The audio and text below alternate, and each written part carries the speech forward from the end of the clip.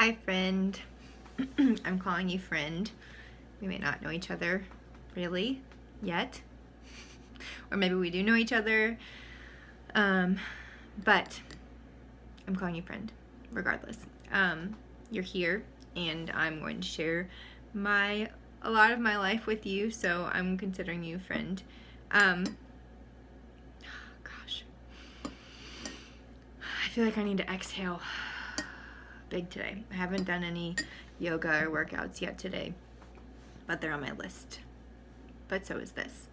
So I promised myself whenever I started writing again, whenever I started doing this blog, that I would do it, that I would post or write whatever once a week. Not out of obligation, but out of a commitment to myself that I know that this is good for me. I know this is healthy. And I want to honor that and just being intentional with it. Writing, and I don't know what to call this because I feel like it's I don't know, maybe it's just sharing my story, I guess. Connecting with people, sharing my story, putting myself out there, being vulnerable, whatever. All of those things are what I'm doing.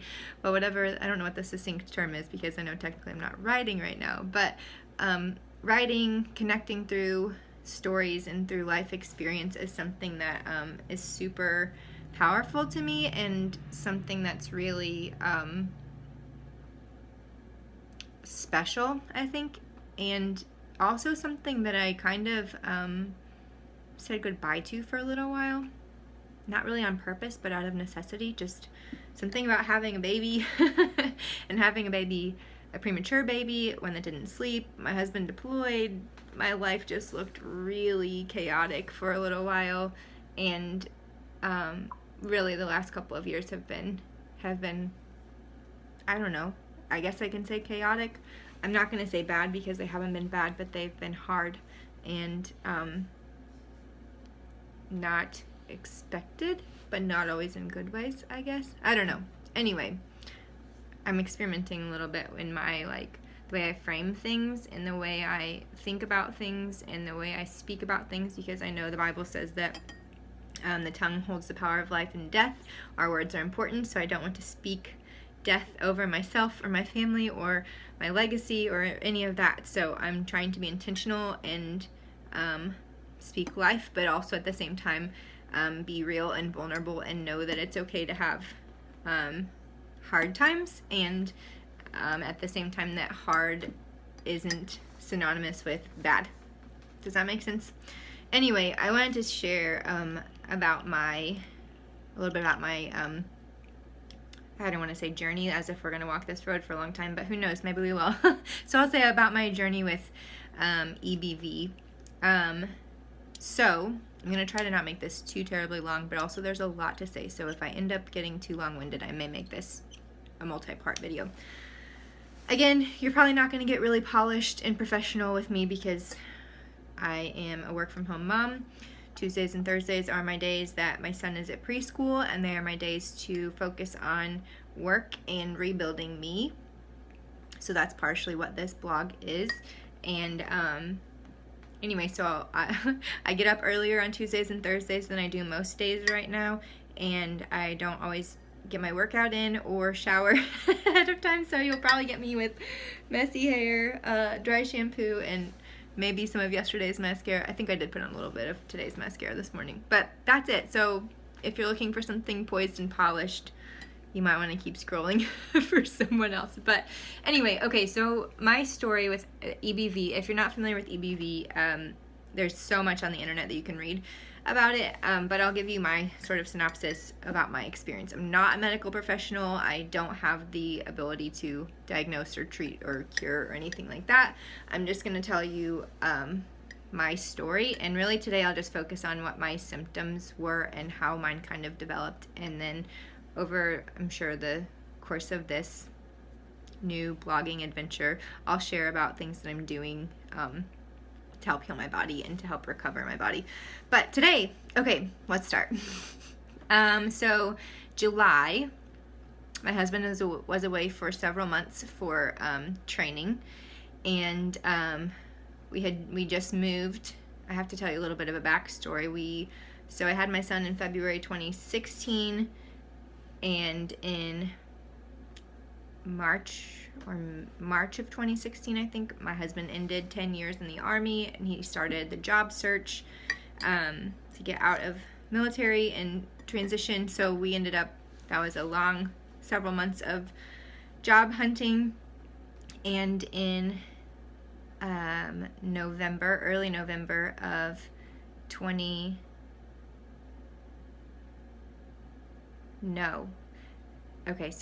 March 2017 he got out. So a year after I had my son, he got out, and then in November of 2017 we moved to Kansas City from Tennessee. And so this is July of 2018. We've been in a rental house for a few months, one that has not been well taken care of. We discovered a lot of issues with issues with the house, leaking, bad smells, stains, all kinds of weird things happening that we couldn't quite get to the root of, but we knew we were just there temporarily, so we just kind of said we're gonna grin and bear it, and fought the battles we could with our landlord, and won some and lost some, and just said, well, we're gonna have to deal with it. So I say all that to tell you that I'm a firm believer that environment really does affect our health, and I really think there was something physical manifested, something physical in that house that was not healthy, that was not good, whether it was mold or a physical manifestation of something spiritual that had happened in that house. I'm not entirely sure. There were a lot of indicators that it was not well cared for, and there were some sketchy things happening from the tenants that occupied it before us. Nice neighborhood, not a sketchy neighborhood at all, but we heard a lot of stories after we moved in. Anyway, so in July of 2018, I woke up one morning with a cold, just like typical nasal congestion, a little bit of sore throat. Figured it's viral. I'm not going to go to the doctor or worry about it. I'm also a busy mom. My husband's away. I run an at-home business. You put the pieces together and see that I'm not going to take the time to go to the doctor. Also, I'm pretty crunchy, so I was like, a virus, I don't want an antibiotic, and I'm probably going to expose myself to more stuff going to the doctor than I would just staying at home and loading up on vitamin C and my supplements, drinking lots of water, cleaning up my diet, that kind of thing, and resting. So I did that, but I kept my same pace. I was working a lot. I didn't really have any local friends that I'd connected with a lot, so basically my life was, sorry if I get emotional about this. Again, I totally am inviting you into my life, but I'm just gonna warn you, it might get a little crazy. My life was mostly like hanging out with my son, taking care of him, and growing my business and kind of biding time until the next thing. I knew we were just there temporarily, and I knew there was something big coming with my husband's job, so I didn't really work on planting roots. I bonded with a neighbor, and that was a really sweet gift, but I really spent a lot of time working hard, and my evenings after my son went to bed, I stayed up really late working, and it was showing in my business. I was seeing a lot of success. I was working out a lot, and so this cold hit me, and I just kind of took it in stride and kept pushing forward, albeit resting a little bit more. So 3 weeks in, I woke up with my left eye completely like swollen, oozing, nasty. I thought, oh great, I have pink eye. How can I clean this up and take my kid to preschool without it looking like sketchy? But I went ahead and made an appointment that day with my doctor, because I thought, well, I don't know what to do about this now, and clearly it's out of hand. So anyway, she ended up she brought me in, told me, you have a true sinus infection. It's literally like leaking through your eye socket. It's not pink eye that's like contagious.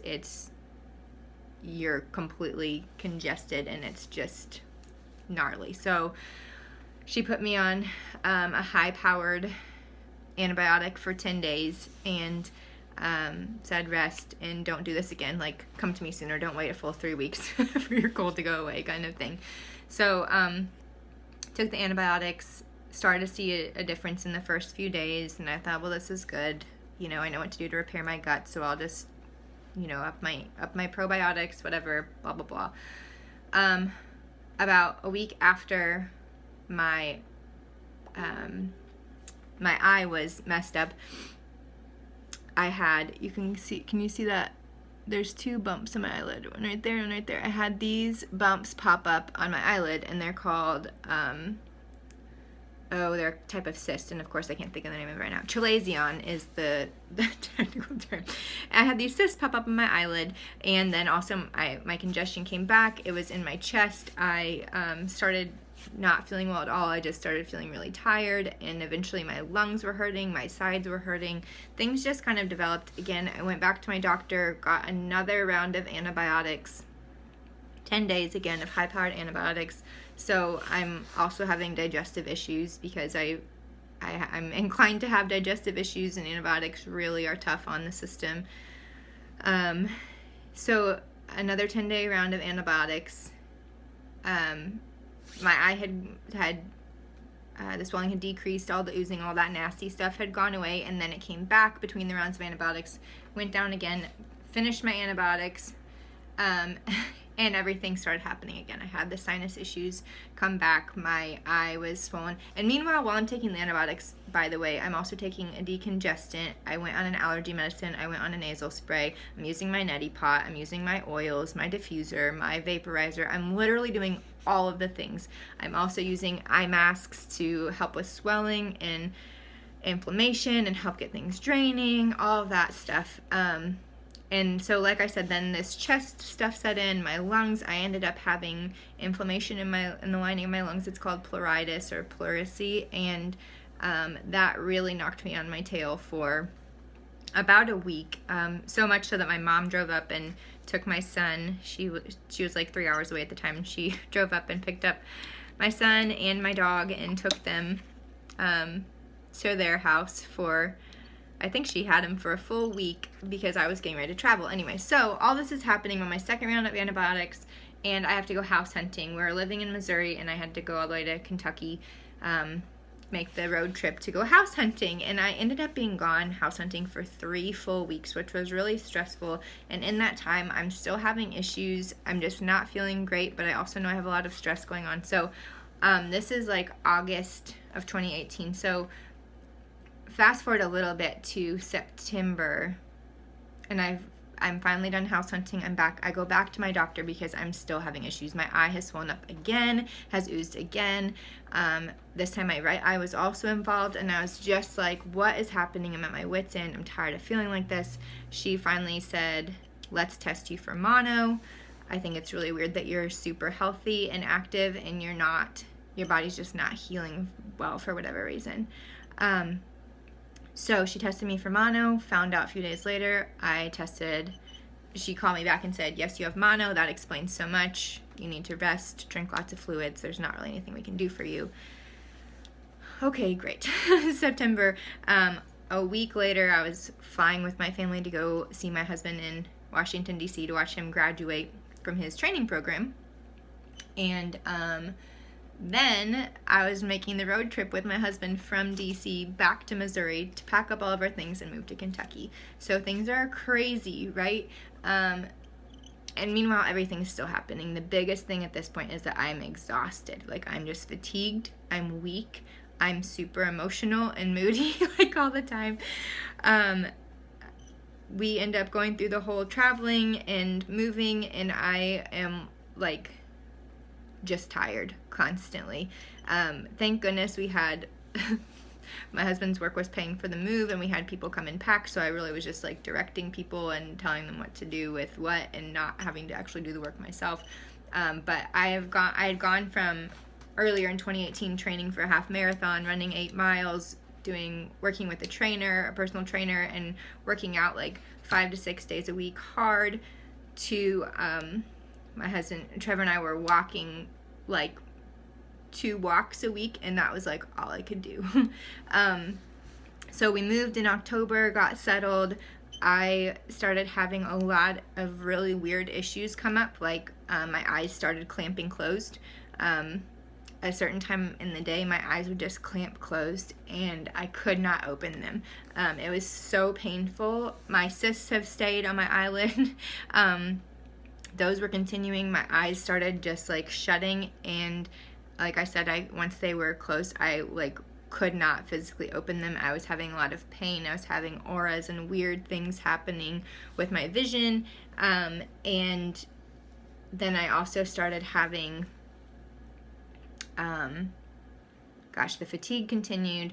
I started having intense like leg pains and just really intense muscle pains for no reason, not like workout associated or anything like that. And then I also started having these lesions develop all over my abdomen that were splotchy, itchy, weird. So I made an appointment with an eye doctor. I made an appointment with a regular like primary care doctor here, and eye doctor said, oh my goodness, you need glasses, your vision is deteriorating. Mind you, I've had 20/15 vision my whole life, never had any problems except when I was studying a lot, so I had some readers that I'd use just to help take the strain out, but I'd never had anyone say, wow, you need glasses. And he said I'd been having ocular migraines, which is what was causing my eyes to clamp closed and causing all the pain. Like, I mean, it would be like all around my eye cavity and behind my eye, and my eyeball itself felt like it hurt. And so he suspected that it was definitely related to the mono, Epstein-Barr infection, and that with rest and time that it would help. So gave me a prescription for my specs, and I immediately walked out of there feeling like, oh my gosh, I aged 10 years in the process of an hour. What is happening? Anyway, went to my new primary care doctor. She, just to touch base and say, here's everything I've had going on. I need someone to supervise and oversee my care. And so she tested me again, called me back a few days later and said, actually, so before, my doctor in Kansas City had told me that I tested positive for a past infection. And she said that it looked like I was in the convalescent stage of mono, meaning that I was healing. So I thought, okay, I just need to push through and get through these next few weeks, and then I'll be able to rest and I'll feel better. My doctor here tested me in October. I guess it was early November by the time I could get in to see her. Early November 2018, she said, you tested positive for a past infection, but you also have a current infection, and your viral antibodies are off the charts. You are very sick. I'm going to call infectious disease and see if they want to take you on as a case or see what they say about your situation. So this is getting really long. I'm trying to decide if I should make it into 2 videos, like I said before, but now I've gone so long. I don't want to make another one. Okay, so if you're still watching, thanks for watching. I hope this is helpful to you, or at least, I don't know, insightful or something. So anyway, basically, she called infectious disease. They said, well, your liver enzymes look okay. Oh, that's the other thing. I was having a lot of liver and spleen pain, just like constant in my abdomen, just so tender, and just weak, fatigued. At this point, that we had moved, and our son was back living with us. He'd been with his grandparents for a couple weeks while we moved, so he was back. I'm trying to unpack us, get us settled in our new place, and I'm sleeping for 10 to 12 hours a night and taking a 2 to 3 hour nap in the afternoon when my son's napping, and I'm still struggling to make it through the day. My son's waking up at 7:30 in the morning. I get up with him, and I get him his his breakfast and his milk, and I turn on the TV for him. I get him situated and give him a hug and a kiss, and I say, Mommy needs to go back to bed, and he says, okay, I love you, I hope you feel better. And he was 2, and I go back to bed for a couple of hours because I couldn't function. So I had the vision thing, the fatigue, a lot of brain fog, memory issues, just overall not feeling well. I'm having the ocular migraines, super sore throat. I don't think I said that before. And my sinus issues are a little bit better, but I still am just like not well. So my new doctor calls me back with these results. She says she wants to talk to infectious disease clinicians, and they say, well, her liver enzymes look okay, and her spleen, all of her enzymes look fine. So we don't need to take her on as a case. Just tell her to rest for 8 more weeks and then check back with us. 8 weeks. So this is November of 2018, and I had already been struggling with this since July. So then I waited my 8 weeks, did what they said. It was over the holidays. We didn't travel hardly at all. Laid low, didn't do a lot. I will make another video telling you all the things that I added into my regimen to help me get over the hump. But legitimately, I did nothing. My doctor even said, don't pick up your son. You're at risk for rupturing your spleen if you lift too heavy of weights and exert yourself too much. So no lifting heavy boxes, no going up and down the stairs a lot. Get up and move around. I don't want you in bed all the time because I don't want you to get blood clots, but you need to rest. You need to do as little as possible to get your body to heal. So from November really until January, I took that really seriously, and I didn't do hardly anything. I picked what I did every day very intentionally, very strategically, and if it was a laundry day, then all I did was 1 load of laundry, and that was literally it. Like, I might not shower that day, but I did a load of laundry. If it was a day to cook, then I cooked 1 meal and then just prepared the rest, as in like poured the cereal from the box into the bowl, or like put the bread in the toaster, like really, really basic stuff. And then I went back to bed and laid down, or I went to the couch to try and spend time with my son for a little while, but I was on the couch kind of thing. So that was probably my lowest.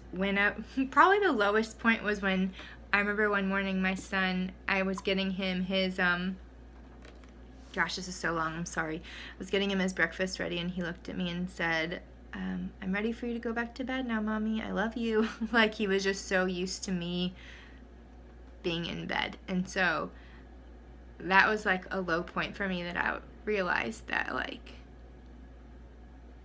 yeah, I'm really sick. Yeah, my body is like doing something crazy. I feel like it's betrayed me. I feel like there's a lot of stuff out of my control, but I can't live like this anymore. I don't want this to be how my son remembers me, and I don't want this to be like just a downward spiral. I don't want this to be how forever is for us. And so I remember one day, it was in January, the very beginning of January, I remember very clearly having a conversation with the Lord and really like intentionally choosing, and I said, like, I want to live, like, I want to be well, and this isn't living, this is like surviving, and this is not what I was made for. So help me like live, help me heal, help me, move beyond this. And I know for a fact that whenever I said that and I like made that conscious decision, something changed. And I still struggle a lot, but I am functioning. And again, I'm going to make another, probably a few videos talking about all the things that I'm doing and that I've done. It is still a continual present process for me. But what I want you to know is that, it has been really tough.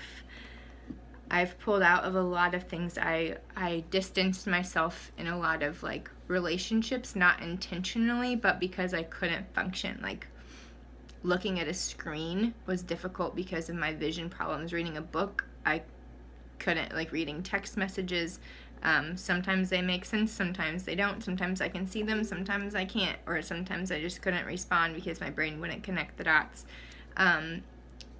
It's been tough. This has probably been the hardest season I've ever had, and we've had some hard ones. That's A. But B, I'm not letting this define me. It's going to be something that is pivotal in my life. I really feel like that. I really feel like this is something that God's going to use in a big way, because why else would I go through it except to like share about it and hopefully encourage and help someone else. But I am choosing to not let it be what you know, what marks my life and what defines me, and what is, like, this isn't the downfall of my life. I'm choosing to live. I'm choosing to live. Just that. That's my choice. So if that means living with Epstein-Barr, then so be it. But I'm choosing to believe that that's going to mean overcoming Epstein-Barr. That's so tricky to say, by the way. I just say EBV. I'm choosing to believe that that means overcoming it and living a full life with it in dormancy. I need to check my words before I speak. I'm choosing to believe that it's going to be dormant very soon, and that I'm going to live a full, healthy, active life again very soon. So that's what I'm working toward, and that's what I'm trusting for and believing. So thanks for sticking with me through this video. If you are experiencing anything similar to that, I want to hear from you and know what your story has been like, and also what you're doing to cope mentally, emotionally, spiritually, physically, how you're treating it, all that stuff. If this isn't something you've experienced, good for you. I hope it stays that way. But hopefully this was insightful for you. For maybe there's someone else in your life that's gone through it, and you can kind of get a little bit of a glimpse into what maybe their situation is like a little bit. But anyway, regardless, again, thanks for following me on this journey, and thanks for sticking with me through this video. Okay, now we are officially friends. If we weren't before, we're definitely friends now. So maybe you should make me a video and send it to me about your struggles in your life, so I can be let into your circle just like you're in mine now. Okay, bye friend, I'll talk to you soon.